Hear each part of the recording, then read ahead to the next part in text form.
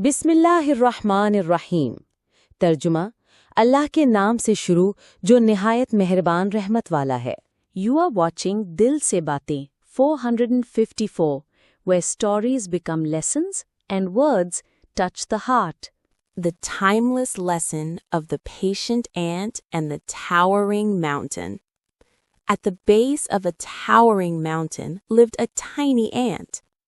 Every morning she carried a grain of food upward, slipping, falling, yet never quitting. The mountain mocked her daily, saying, "You are too small and weak." The ant replied calmly, "I am small, but my patience is endless." Seasons changed, rain fell, winds blew. Still, the ant continued.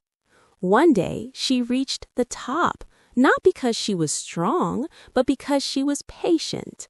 The mountain stood tall, but learned a lesson. True power lies not in size, but in perseverance. Moral: patience, faith, and consistency turn small efforts into great success. If you enjoyed this story, don't forget to like, share, and subscribe. You were watching Dil Se Baatein 454, where stories become lessons and words touch the heart. We'll meet again with another heartfelt story.